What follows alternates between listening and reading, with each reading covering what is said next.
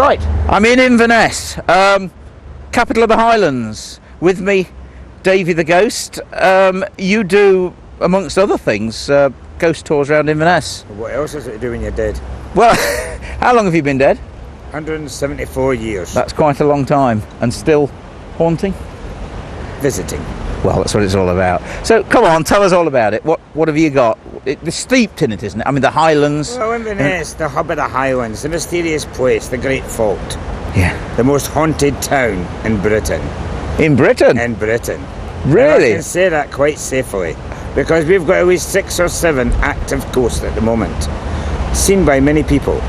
Here? In Inverness? In Inverness itself. Wow. Tell me, have you got... Well, one of the most haunted places in Inverness, telephone exchange. Really? They believe they've got a black lady. It's not a black lady, it's a black friar. Because that telephone exchange is actually built on the spot in the old friary. The friary was built in 1233. It was abandoned in the 16th century.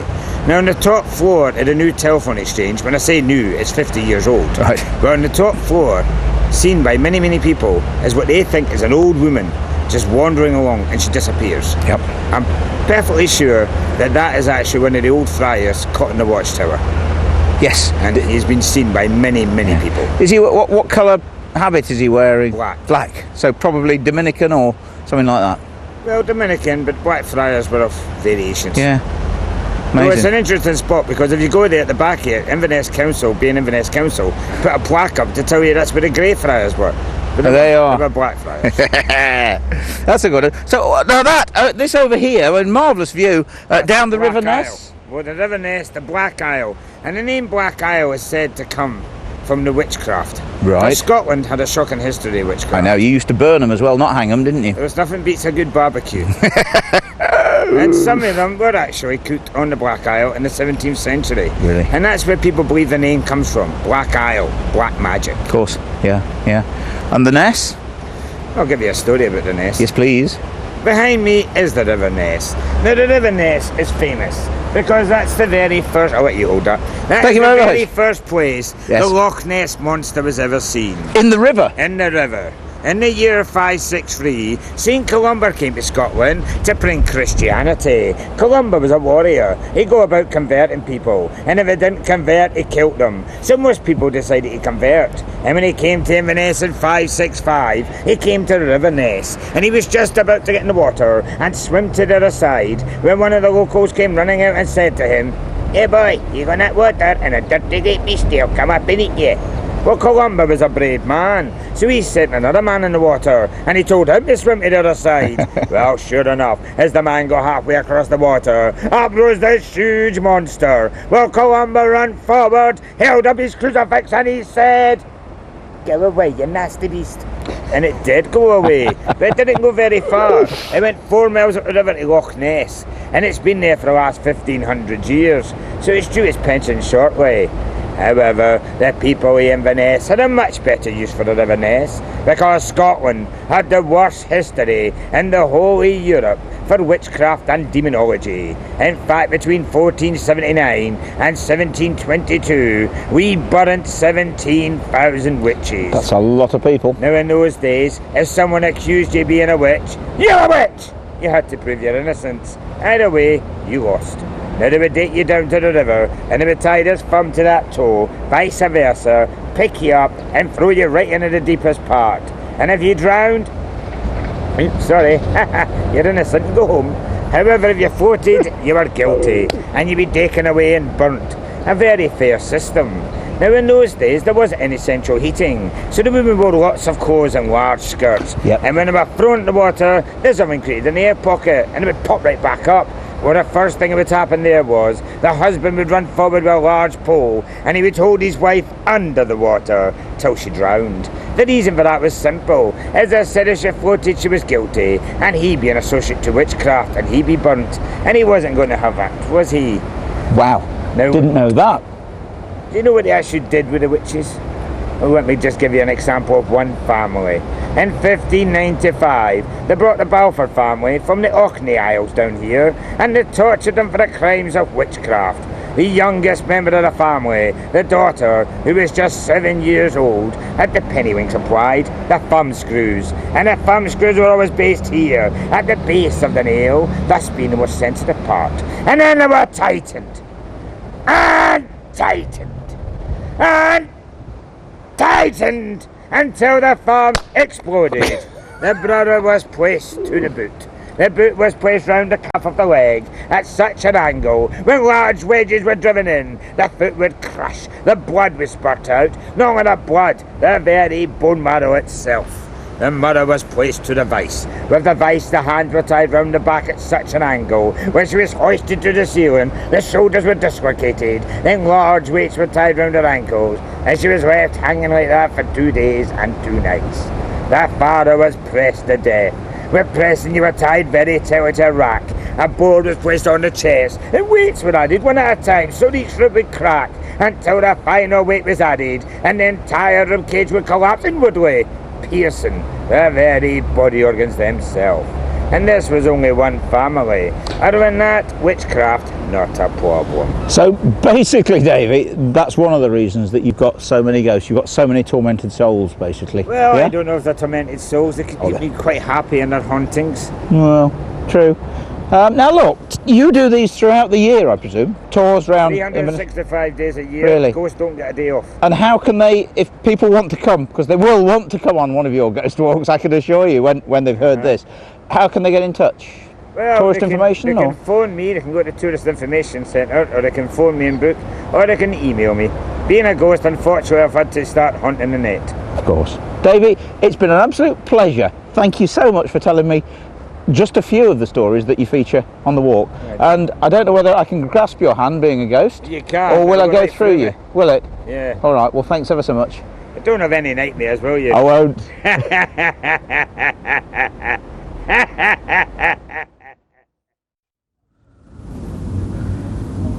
And I'm now in the centre of Norwich.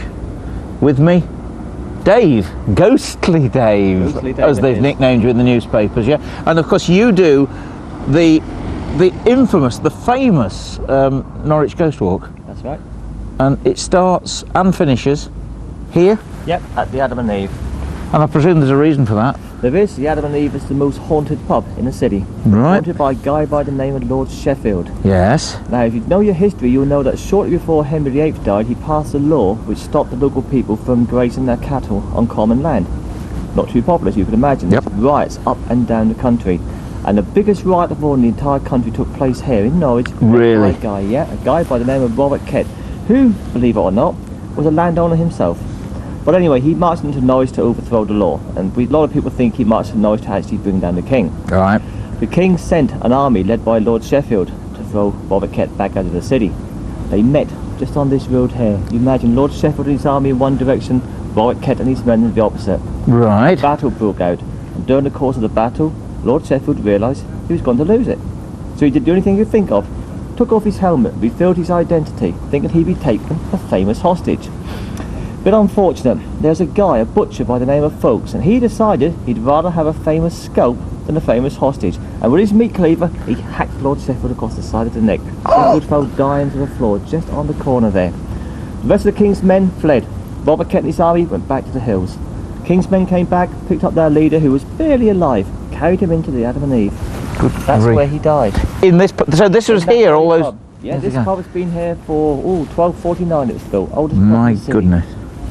Ever since he's died, he's been seen wandering around up and down this area, up and down the stones, and inside the pub itself.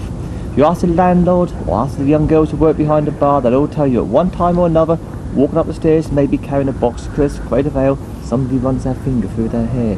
They don't even bat an eyelid anymore. It's like an old friend of the family. And we've got some tankards hanging up in the downstairs bar. Very often when the pub's almost empty, these tankards will just suddenly start to sway from side to side.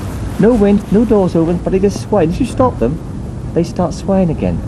A couple of years ago we were in the bar, and one of them started to drip. There's about 9 people in the bar, and a young girl behind it. And we all watched as it dripped and splashed on the counter. And finally we went over to see what it was. Not only was that counter absolutely bone dry, so was the tankard, and we'd all watch it drip from one to the other. That's the work, Lord Sheffield. Wow. I say. You don't think it was his blood dripping then, or something I like hope it wasn't. If Good. it was, he's lost quite a lot by now. that?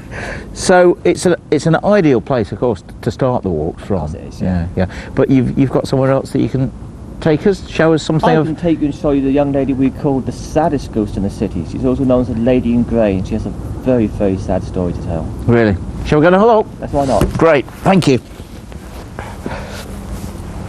This way? Right.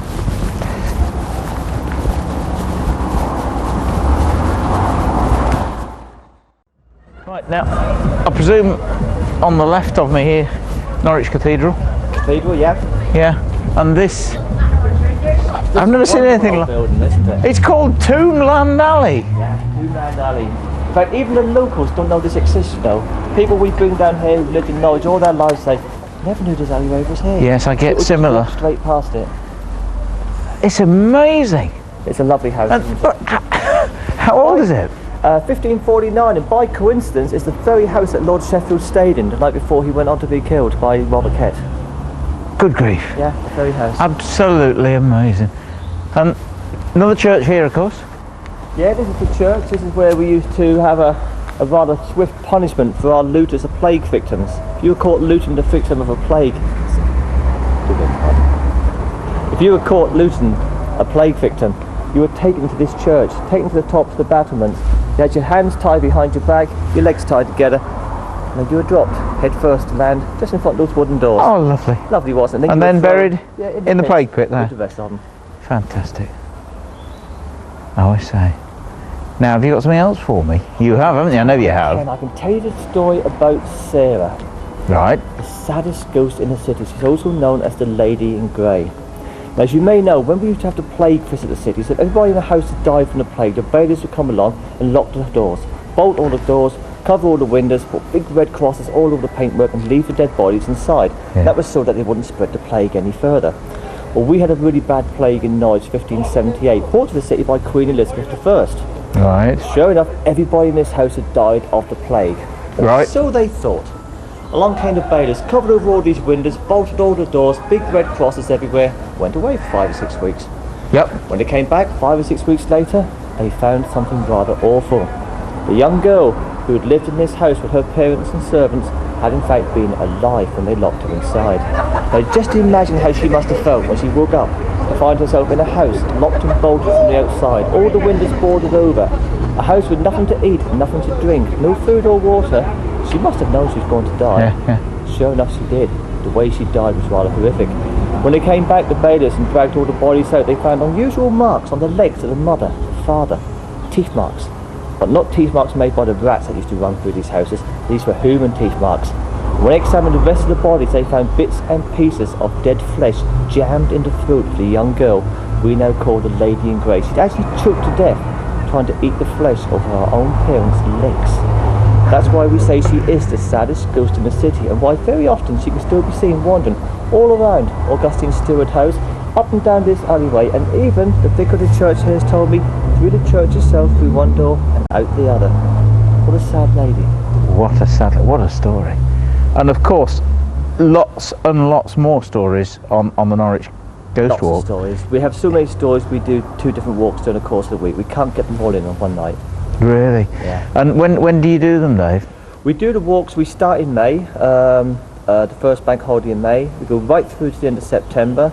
We do them 4 nights a week. The Monday and Tuesday walk is the same. The Wednesday and Right. Thursday walk is the same. Then we have a very short break, and then we come back for what we call our Halloween specials, which are totally different to other walks. Yeah. The facts go out the window and fiction comes in. It's just a case of making people jump as much as we can. Well, that's what people They like. do like it. It's good fun. Amazing. And how do they book? They don't need to book for the actual ghost walks. You just turn up at the pub on the night of the Adam and Eve. Oh, I see. We sell tickets for the Halloween walks, but we have to keep the numbers down because of certain places we go on that one. They can buy those either on the night or at the pub on the walks.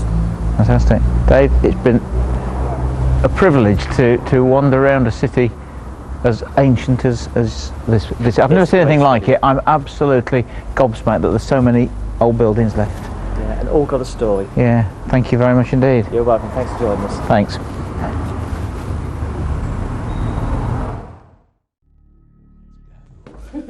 Right, well, I'm literally right underneath the South Bridge in the centre of Edinburgh. With me is Fran.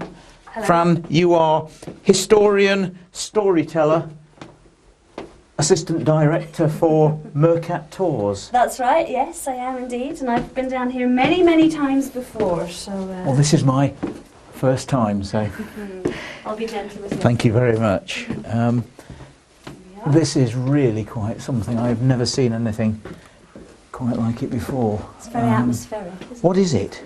Well, what we're actually going into now is a set of underground vaults beneath the South Bridge. Now, they were built at the same time as the bridge in the 18th century, Yes. but they were divided up and used as workshops and as storage areas and as houses for people who had businesses on the bridge. So at one point there would have been maybe 100, 200 people working and living Down here? down here, and it was always underground. It was never on street level. I see. And so this would be... There'd be lots and lots of houses and businesses above us. Yep. And this is the lowest level. Exactly, yeah. We're about 3 levels below the bridge level, the street level, where all the houses and the shops are now. But underneath that is what we're just about to go and see. Right. Do you want to lead on? Shall we? Yes, please. Let's go.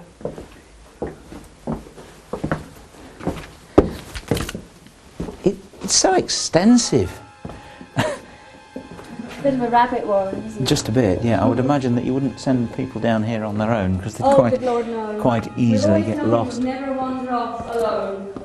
Because Wow. it's a labyrinth and we might not ever find you again. And look at it stretching right down there. My goodness. What's this? This is one of the largest rooms. It's actually one room on top of another and has the ceiling missing. But it gives you a very good idea of the structure of the bridge. Yeah. Because way up through that gap is the arch of the bridge itself. There are 19 stone arches that hold up the South Bridge. And that's what we're underneath at the moment. And that's literally up here. All the way up there. Wow. And most of the vaults were built of stone, but a lot of the ceilings were built of brick, which is quite unusual for the 18th century. You know, when we first started coming down here on our ghost tours, we told people good, old-fashioned, traditional Edinburgh ghost stories. Yes, yeah. About 6 weeks after we started coming down here, somebody said they saw something. And it's just gone on from there. Hardly a week goes by without somebody saying that they've felt or heard or seen a ghost. So you've disturbed something that's probably been lying dormant for a couple of hundred years, if you like. These rooms were closed off in about 1815 and they were Right. not discovered again until a few years ago. So nearly 200 years these rooms have been abandoned and empty. And perhaps we have stirred them up a little bit. Yeah. But lots of people claim to have seen things. This is one of the more active rooms. Oh, really? Apparently. Yes. Anywhere in particular? Because I do just happen to have an EMF meter with me, which of course is supposedly detects electromagnetic fields. So, who knows? There's no electricity down here, of course. Absolutely nothing. So if we were to pick anything up, it would be somebody's electromagnetic field, but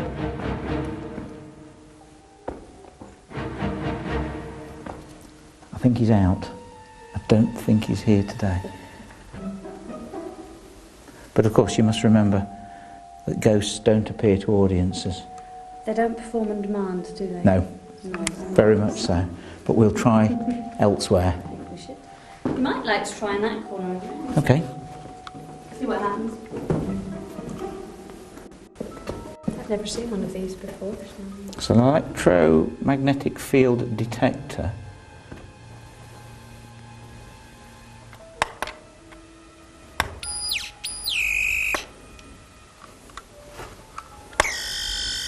Now for something, but I mean, it could. I mean, there are. I must be honest. There's an electric cable above, so it could well be. But has anybody been seen there? Oh yes. Oh, really? That's why I wanted to see if there was anything on there before I told you. I'm so sneaky, aren't I? No, that's what it's all about, really. Yes. And of course, I've never been down here before, and I didn't even know it existed. You haven't. So, and what's been seen there? There's a lady in that corner. She's really more. She's been described more as an elemental than a ghost. She's a very very angry, very bitter spirit, and she's more energy than Really? she is. Yes, I wonder. And she's fixed to her spot. Yes. And she makes her presence known. If somebody actually, you know, it has been known for people to stand in that corner and get a jab or a shove, because she's been described as the most powerful spirit. Dare I do it? But she can't go anywhere. She can't move. She can't get out. And she's very angry. She's not happy lady at all. So. No, I can't sense it. But as I said earlier, I don't see dead people.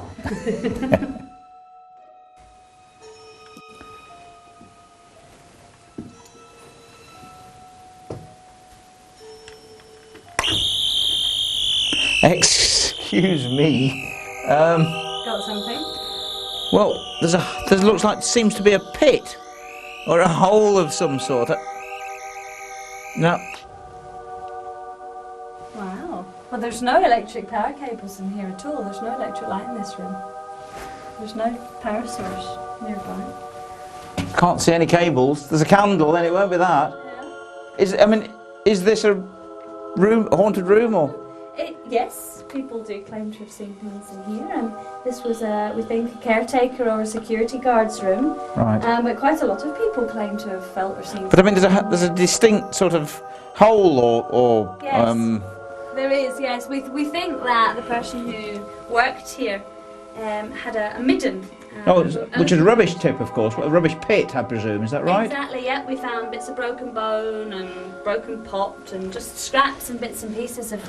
Well, just life, really. Somebody's rubbish thrown into the corner. So someone that spent a lot of time in here, lived in here almost. I would say so, given that there's a fireplace. Oh yes, of course. It's not an industrial fireplace. It's not. No, it's not, is it? Used for a foundry or a bread oven or anything. No. It's a domestic fireplace. You're right. I think somebody either lived in here or spent a lot of time in this particular room. So we've had quite a lot of people claim to feel heat coming from the fireplace.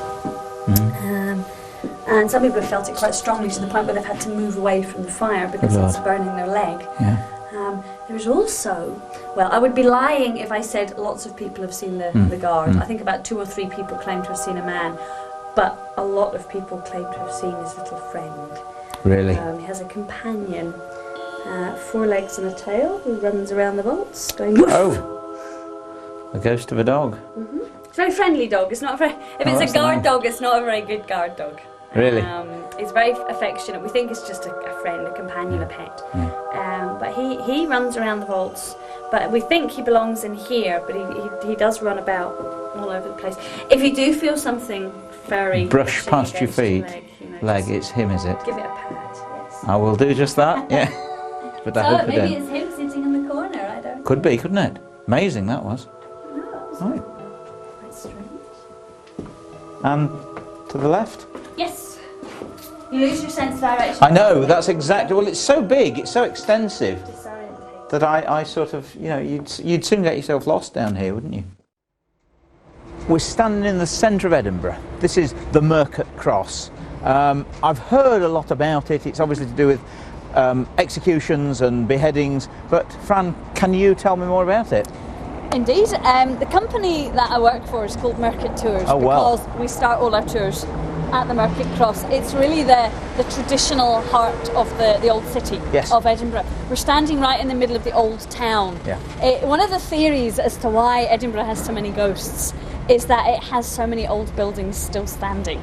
We're very lucky that we have so many old houses and medieval buildings that are still here, and it's said that there are more ghosts here than any other place in Scotland because of that, because of the age of the buildings. The Mercat Cross, as you quite rightly point out, was used for executions.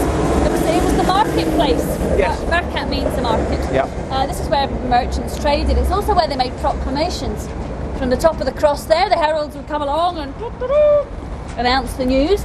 But people of Edinburgh came here more than anything else to be entertained, and this would come in the form of punishments.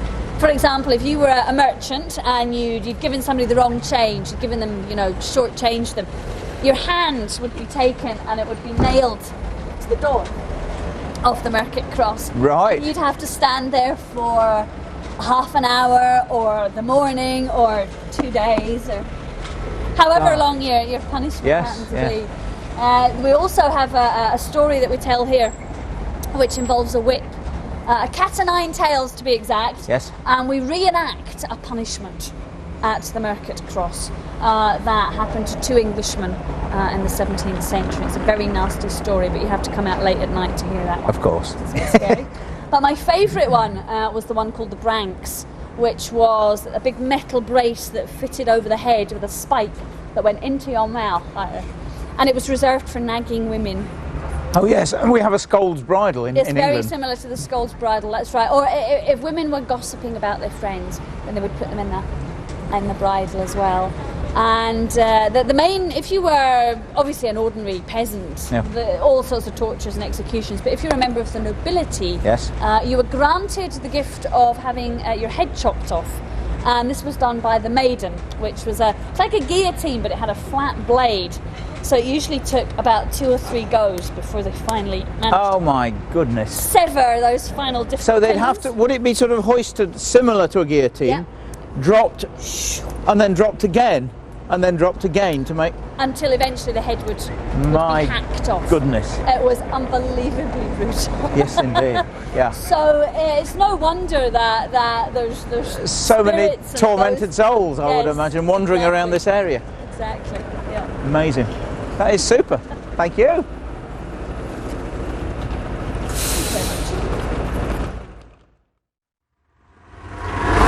We're in Londonderry. With me is Tommy Carlin, who is a guide for the city. Yes. You do ghost walks, of course, as well as ordinary ones, hence the fact we're here. Yep. And we're in a strange place, a rather interesting start. We're actually at the local workhouse. We are, yes. And these are the original steps? This was the original entrance to the workhouse here. Gosh. And people came here, entered the workhouse up these steps, which are 13 steps. Oh no. Yes, 13 steps. Right. Very famous ones here, because this is where people came into. The building just behind was the reception area for the workhouse itself. Yeah. And when they get into this building, and through the doors here, they were separate by gender and by age as well. Yeah. And boys to the right, girls to the left, this one. But anyone who was punished, there were 2 punishment rooms here as well, again separate, just inside. That's in this building? It's this building here, which is now an office of a local building supply. Right. And this window here, to the right of the door, was into where this punishment area was. Yes. And in the time was being used here, there were 2 children were punished for some misdeed or other. Yeah. And the matron of the workhouse, she put them in the building one Friday afternoon apparently. Yes. And she locked them in for an indefinite period. Right. But she forgot to tell the rest of the people who were coming here at the weekend they were there. And no one was in the reception area at all during the weekend. Come back Monday morning, the 2 children were found dead in this room from lack of oxygen as well. Yeah. And she was so overcome with remorse with this that she asked to be buried just here at the top of these steps. And this is where this matron... Is that where she is buried? This is where she's buried, here at the top of these steps. The top of 13 steps? At the top of the 13th step is where she's buried. Oh my gosh. And her ghost or apparition is often seen walking along this area here just above the road. People walking on the roadway just outside at night will often see this long grey coated figure walk along this particular area here. So she's quite a famous landmark in Derry. She's very well known here in the city. The matron buried at the top of the 13th step. Well. And as was a sort of remorse and regret that she had caused the children's death, she asked to be buried as near where they died as possible. My goodness. That was her request. Fantastic. And is there more inside? Can we have a look inside? Behind this area was the main dormitory areas. Yeah.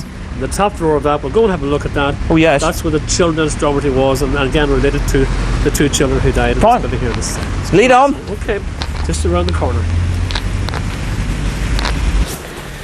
Right, now Tommy, this is the Workhouse Museum. Yes. But this of course was the real workhouse. This upper floor of the workhouse was the dormitory for the children here. Yeah. And this is where, as I say, they were separated in the reception area. Even here they were still separate, and over to our right behind there was the girls' dormitory.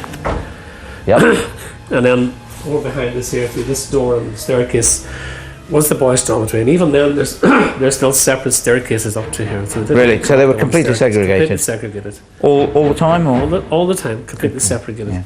The only time that they met together was at church service on a Sunday, and there were different denominations had different times for the services. Wow. And even their separate aisles were for men and women. Yeah. And the back of the church was again separate, boys and girls, and they never really were allowed to meet. Just a little. So they could wave to each other. Just a little wave to each other. Can we have a look in there? We can look in there. Before that, perhaps Yes. we will look at this device. You see this box here. What is it? It's really the hearse or coffin, and this was used here during the famine times. And often 3 or 4 bodies were put in that, taken out on a cart, taken to the nearest cemetery, and you see how it looked. And on top of this little cone piece, there was a little pennon put there. They're black and white, dependent on whether the bodies were male or female. My goodness me! And how did they get them out? Well, at this end of it here, there was a door here, really, just a flap on this one. Oh, here. This here, yes. Yeah. So that opened. Oh, it's hinged. That came open. Yeah. The cart was tipped up on hooked from the donkey. The cart tipped up, and the body simply fell out of that door into a pit. It was called a famine pit. And adults, there'd been 2 or 3 when they were children, often 4 or 5 children, and not together. And the bodies buried, because that depended on what deaths there were discovered each morning in the workhouse. This is during the famine time. Wow! And you've got a representation in here of what it looked like. Of what this area looked like. This dormitory looked like. Yeah. See the stairs here again were for. Yeah, these are segregated. Children, boys one side, the girls this side. Oh, I say, yeah. Wow. And this young lady, I presume she's dead? Yes, and it's a representation really of what often happened. Children were born here, and this lady would have died in childbirth. Good grief. And the doctor here Yes. in the centre aisle would have been signing her death certificate Yeah. at that time. And the aisle itself was really the toilet here, because Here, this little channel running along here was laid each day with fresh straw. Yep. Used at night time as a toilet. Yep. At the very far end, you can't see in the darkness, there was a door there out onto the gable wall of the building. Yep. And beneath that, they would have had a cart where all this material was swept out this morning to that. My And fresh straw laid goodness. again the rest of the day in this time. Tell me, I mean, how many people? We don't know how many people. But we're talking hundreds, thousands of people that would have died to hold 800 people. Yeah. And in the 4 years before the famine, there was only 60 or 70 people used it because of the connection with the workhouse and poverty. But by the end of the famine in 1849, there were 1,200 people here. My God. Do you know, there's a strange sensation in here? Well, there's got to be, when you think about it. All sorts of stories about this building here. Yeah. And this area. Well, when you think of the number of people that have died under tormented conditions in here, that's obviously. I mean, obviously there are ghost stories up here. Ghost stories as well, and as I said, often and people even work here today, the staff in this museum will often tell you that they often hear footsteps of groups of people walking along here. They come to investigate. There's absolutely nothing to be seen. Gosh. And we had one local gentleman from the local press here volunteered to stay one night here as well. He, at 4:45 in the morning, he fled the building. Oh my God! Because of the noises and the feelings. And even when he sat down, he felt a pressure on his shoulders of a presence being in the room with him as well. And he had done many visits like this. This was the most eerie and dreadful place he was ever in. Now, your wife also had experiences here. She did. For a time, this workhouse was used as a general hospital here, and she worked as a nurse here. And often when she came in to visit some old people in some of what were the wards on the lower floor, they told her that the nurse had already been. Yep. So in question, they told her the nurse that was there was tall, had a long grey dress, and had a funny little white hat on her head as well. And she had tended to them before my wife had ever come to them. This was always at night time. Yeah. And she often felt a strange presence around here as well. Yeah. And often when she'd come here, she'd see lights in windows. Yeah. That rooms were not occupied, and yet when you got there was no light to be seen. So this is a very haunted place. This is one very haunted building indeed. Yes. Tommy, tell me, you make an awful lot of Halloween here in Londonderry. We do. Halloween is one of, in fact, the biggest festival we have here from the point of view of bringing people into the city. And Halloween night itself, we have 35,000 people would be on the streets. All of them in fancy dresses like ghosts and ghouls, and others, policemen, soldiers, whatever we can think of. And you get themes from time to time as well. For example, when you had last year, Harry Potter was on the big thing. Lots of Harry Potters and wizards about as well. And it starts with the firework display on the river. All the families gather each at the river for that. And after that, there's music performances in the city centre all around. And then as the night grows older, it's a more adult thing, and it's the bars really benefit from that. And each bar would have a competition for the best costume that night. So for months before, already this time of year, early on the summer here, there are people designing costumes for Halloween night. And you do ghost tours? And the whole week before Halloween, I do ghost tours right around the city, and buildings like this, other little stories as well of other buildings that are haunted, areas of the city that are haunted as well. And the ghost tour takes an hour and a half to do. Yeah, and you can book it, get in touch through the tourist We always start at the Tourist Information Centre, and the tours go right around the city each night. Often we have maybe 4 tours per night, because it's such a popular event here. And normally begins exactly a week before Halloween night. So if you want a haunted place to come in Great Britain for Halloween, you need to come this is where to Londonderry. Yes, this is the place to be. Fantastic. If you want frightened for Halloween, come to Londonderry. I'm here on Halloween week and Halloween night. Tommy, that's been fantastic. Thank you very much indeed. Thank you very much. Thanks. Okay.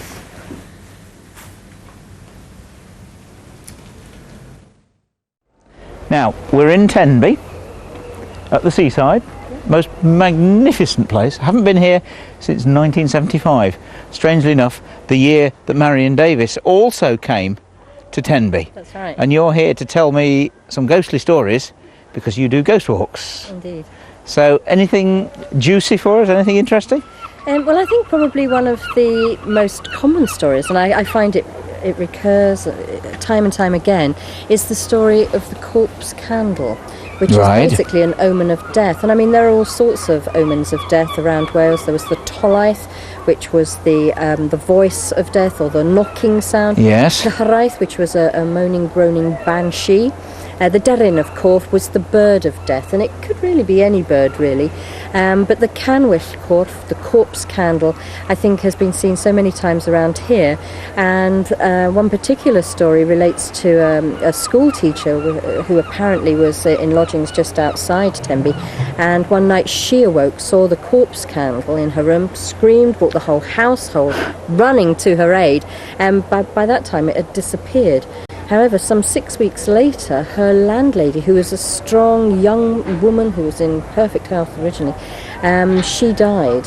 And this young woman, who was actually away at the time, was recalled to the farmhouse for the funeral and was taken to pay her respects in what was previously her room, and laid out in exactly the spot that she had seen that corpse candle, the omen of death. Oh my goodness. Oh, I say. Yeah, so that's a very typical story, and there have been so many corpse candle experiences. Also the Fetch funeral, which again is an omen of death, and this is where you're going to see perhaps some kind of funeral procession. Yeah, a ghostly one. A ghostly funeral procession that would herald a real Oh, procession. I see. So the ghostly one would be seen, and then days later or something like that, would actually someone would die, and the actual funeral would then be reenacted, for want of a better word, but in real life. Yeah, just on the outskirts of Tenby, but sort of between, well, in fact, just outside the village of Penally, there was a very famous one. In 1861, apparently, the vicar of Penally, his serving man, was courting the maid at a local farm, Holloway Farm, and on his way back, very late one evening, he actually witnessed a funeral, a ghostly funeral procession. It was coming towards him closer and closer, and suddenly he realised these were people that he actually knew. He could recognise faces, could make them out amongst the crowd. He realised he was now suddenly directly in their line, and so he pressed against the hedge to try and keep out of their way, but despite that he was apparently kicked and scratched and beaten. And the following morning, when the vicar saw him, he was absolutely staggered. He wanted to know what had happened to him, and so he explained he'd seen this funeral procession, that they'd come towards him. He recognised people, he listed the people, and then he said, to his utter amazement, as they got to the end of to a bend in the road further down, suddenly the procession had gone up through the hedge and taken the direct route down to the churchyard. Now, the man didn't believe him. The vicar just didn't believe him, accused him of drinking, fighting, and punished him. But some weeks later, the tenant of the farm, Holloway Farm, died, and the vicar was called to give comfort to the family. And whilst he was there, he was given a list of funeral arrangements and so on, and was utterly amazed to see that the list comprised exactly of all the same people this man had related to him previously. The night before the funeral, apparently there was a snowfall, a terrible frost, and so the following day of the funeral, the procession made their way through the lanes, and suddenly they came to the bend in the road, and there the route was obliterated by a bank of snow that had gathered there, so they couldn't really see which way to go, and they took the route up through the hedge and across the field in the direct manner that this man had told seen his master. And the vicar of Penally said there was absolutely no explanation for it. He just couldn't find any. It simply was, one supernatural of the best experience of a fetch or phantom funeral. Amazing. That's a good one. Now we've got more stories, of course. Up to Castle Hill next. Yep. Okay. Shall we go? Yep. You lead on, because I don't know the way. So Marion, we're actually now on Castle Hill. Yep. All that's left basically is that piece of castle up there. Well, there is a gatehouse further down the hill, and there are little bits of wall, but on the top of the Castle Hill, that's the main bit. thing, really. Yeah. Now behind us here is St Catherine's Island. Yep. That it looks so much like Alcatraz, you wouldn't believe it. I mean, it's not a prison, is it, up there? No, it was a fort. It was part of the defences of this area, particularly in view of the fact we had Milford Haven and Pembroke Dock, which were naval dockyards. So this was built in anticipation of an attack that may occur by the French, really, and Napoleon III. It's at the same time as this was being built, things like the Martello Towers and so on around the coast, and other defences. Now we have, of course, a ghostly story to do with the island and the area around here, of course. Well, apparently sometime around the mid-16th century, the people of Tenby were really very shocked and surprised one stormy night to see a ghostly vessel travelling across Carmarthen Bay here. Now, it was being tossed and turned in apparently most ferocious ways. It was absolutely appalling weather, and they could see ghostly figures and sort of firelights, they said, on the deck of the boat, but were absolutely terrified by ghostly wailing noises and so on, and so rushed back to their houses and waited really. Lock the doors. Yes, lock the doors, exactly. But the following morning they came back down to the castle beach here, expecting to see masses of wreckage up and down, but there was nothing to be seen except the body of a young man who was just lying here on the beach. Now, apparently he was dressed in strange clothing. It seemed that he was, I think he looked dead, but in fact he was asleep. And was actually woken by the birds overhead, they say. Of course, the people of Tenby rushed down to offer him food and water, invited him back to their houses, but he refused to come into Tenby and instead preferred to go and live here on St Catherine's Island. Now, apparently he was there for quite some long time and was a very familiar figure that would be seen around about the rocks there. Prior to the fort being up on the island there was apparently a little chapel to St Catherine, and I can't exactly tell you how old it is, or what it might have been. It was demolished to make way for the fort, but perhaps he did take shelter there, I wouldn't really like to say. But a shepherd that worked his flocks around the cliffs here took pity on the man, and because winter was approaching decided he'd go over and invite him to come back and stay with his family. So went over to the island, again took food and water, and he found the man sitting on a rock at the back of the island looking out to sea. Now the man again refused to come into Tenby, he just wouldn't come in, but it was at that time he began to tell his tale. Now he said he was a pirate chief, and he said that during his career he'd committed terrible atrocities, him and his crew, that all the crew had been lost in a storm and that his boat had been manned by ghosts and spirits. He said that he had killed the one that loved him best in a violent fit of temper. He'd killed her. But he said since that time, sea maidens had come to him at night here on the island and told him that she had forgiven him and that she was now at rest. Now, during the course of relating this story, suddenly he leapt up, pointed to some waves that were rolling onto towards the island, and said to this shepherd, look, there she is, upon the billow's crest, upon the wave. And with that, he threw himself into the water here, just below the island, and was drowned. As I say, today's a lovely day here. The sea is calm. Very tranquil. I can tell you, in the winter it is wild. Horrendous waves, really very dangerous, just around the island, and there was nothing that could be done. No chance to get him out. No, and since then, no sightings have been made of him, but the people of Tenby, it said, those that became acquainted then with his story through the shepherd, hoped that he'd found his rest at last, that he was at peace with himself after all the terrible crimes he'd committed.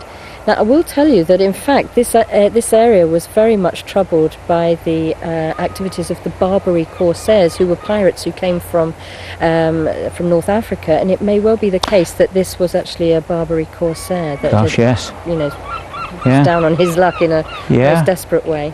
Wow. Hence the fact they mentioned strange clothes, of course. Yes. I think that's right. That is fantastic. Now tell me, we're here talking to you because you actually do the Tenby ghost walks. That's right. All year round, or? Well, they are available all year round, but it's in the summer really that I'm on a regular timetable of 6 days a week. Oh my gosh. And I leave up in town by the Lifeboat Tavern, leave at 8 o'clock, 6 nights of the week, and the walk takes an hour and a half. So anybody wants to come on a ghostly tour of Tenby, come and see you. Exactly. Fantastic. To see them. That is wonderful. Thank you very much indeed. Thank you. Thanks.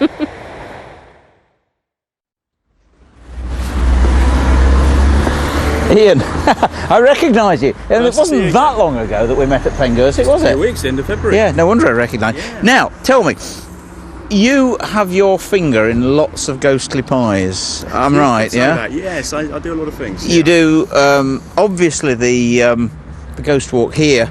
Indeed. In Penzance. Yeah. You also do another one somewhere else, which we're going to have a look at in a bit. Yeah. And, of course, a ghostly castle as well. Yeah, Penzance Castle in Penzance. Wow. Now, here, of course, we've met here for a reason. This is the Dolphin. Very haunted place. Certainly one of the most haunted inns I've ever come across. And they sell beer. They certainly do. So I think we'd be a lot better off inside, don't you? Let's go and have a look.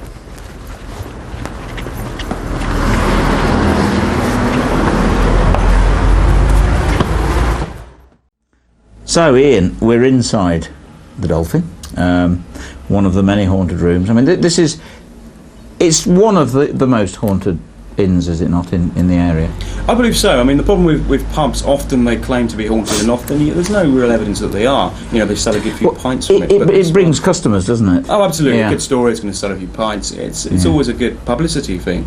But the Dolphin is one of the few pubs that I do genuinely believe actually is haunted, because so many different things happen regularly to independent people saying the same things, that it does seem to be one of the pub stories that may have a little bit more credence than the others. It's a genuine place, in other words. Yeah, I definitely believe so. Definitely. And what have we? Anything in here, or? This room is claimed to have at one stage been a courtroom. Right. Judge Jeffreys. That's the claim. Again. Again, historically, we're not too sure if that's genuine. But the claim is that he would hold court in this area. A lot of people were convicted and so on. Strange things do happen in here. People get atmospheres, strange feelings. We've actually in the past captured a few strange light anomalies as well. You know, orbs of light and so on. Oh, right. So there may well be something in this room. Yeah. So you've actually got something on sort of taken by digital. Yeah, digital camera. Really? As that is, you know, usually digital cameras will be the things to pick these things up, and some orbs of light in this very room. Right, and of course one of the most famous ones is obviously we're on the seafront. We're here at Penzance. Yes, we're talking smugglers. We're talking sailors, sea captains, and stuff like that. Yeah, that's exactly it. There's a very famous story about a sea captain with the tricorn hat, sailors' clothes, etc., wandering around the building. There are stories of smuggling. Yeah. Certainly years ago they found a couple of old oak casks of alcohol in a hidden room, and dragging noises are heard, footsteps from upstairs, all that type of stuff. It's very much linked with the sea. I mean, right by the harbour, inevitably it would be. Exactly. But certainly the stories are very, very endearing and been going on a very long time. So it was a haven, basically, for smugglers, of course, in those days. Yeah, certainly. I mean, there were actually tunnels underneath the building which they would have brought the contraband through. In fact, one of these tunnels collapsed a few years ago, just around the corner. Unfortunately, they're mostly sealed off now. Oh, what a shame. It is a shame. We could have popped down there. Absolutely. But, they do seem. It does seem that they would have brought it through through these tunnels, the contraband, into the hidden rooms, maybe upstairs. Those barrels are still there, aren't they? Yes, they are. That's amazing. Yeah. So basically, we are talking of a genuinely haunted pub. As far as you can tell, genuine with ghosts, it's always very difficult to. Nobody can prove anything, can they? Exactly, that's the problem. But it's as good a case as any other pub to be a genuine story. So in this case, it's not just the spirits behind the bar. Probably not. Wonderful. Right, now, obviously we're now very much down below. We're in the cellars of the old Dolphin. And go on then, Ian. Things in here, I presume? Yeah, very much so. Always described as very atmospheric, very cold, very eerie. There is a story claiming that back in the 18th century, a young man who lived here fell into a pit, a hole in the cellar itself, and died. Yeah. He's described as a man with incredibly white blonde hair. Ever since, a lot of people have claimed to have seen him in this very cellar, walking through. They come running upstairs claiming to have seen him. Members of staff run down to see what they've seen. Maybe it's an intruder. Yeah. There's no one there. No exit, nowhere for him to go. Brilliant. So in other words, the people that see him obviously believe him to, at first, to be the usual story, a real person. Absolutely. Very solid, very real looking. Yeah. Mistaken for exactly just a normal human being.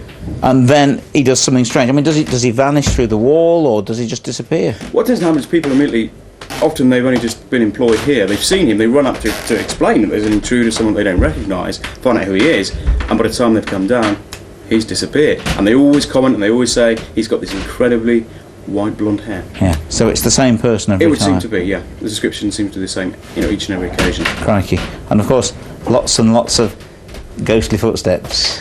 Footsteps are intrinsically linked with this pub, stories for many years. I think these are, of course, members of staff wanting Yeah, of course. But footsteps are heard very frequently here. In fact, I've heard them myself on one occasion. Really? Yes, I was here on one occasion and I heard footsteps. I joked to the barman saying, oh, there goes the footsteps, thinking it was somebody upstairs. Yeah. And he said, there's no one up there. I asked if I could check. I went up, there was nobody there. Amazing. Fantastic.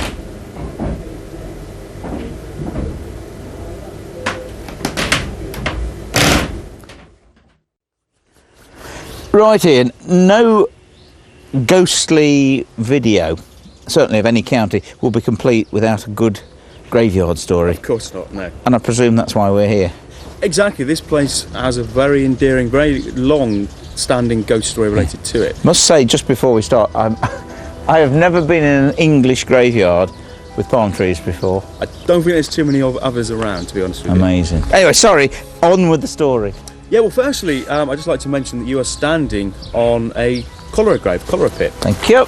I'm glad that you moved away because there have been several people in the past who have walked across or stood here and have felt very unwell, feelings of sickness, dizziness, etc. That might be the reason in that case. But also, as soon as this was built here, which was, like I say, 1832, right, strange things started happening in this very churchyard, St Mary's churchyard. Mostly a strange white figure has been seen, described as very sinister looking, almost gliding that much off the ground. Actually, in this area behind me, just more or less here. Where the palm tree is. Yeah, more or less, actually. Yeah, pretty much. People have heard doleful noises, groaning sounds, a lot of things on those lines. But it's one of these stories that's persisted throughout the years, over 170 years, of different people claiming very similar stories. Right. The local newspapers have reported on it. People see it very frequently. So, in other words, we're talking of something that lots of stories hasn't been seen since 1920. This is an ongoing right up story. To date. I mean, as recently as about a year and a half ago, somebody wrote into the local newspaper claiming to have walked through here and seen this white figure just over here. Really? Believe very much that they'd seen a ghostly figure. Yeah. And you have actually got some newspaper cuttings? Yeah, certainly, yeah. Which you could let us have? I could indeed, yeah, no problem. Fantastic.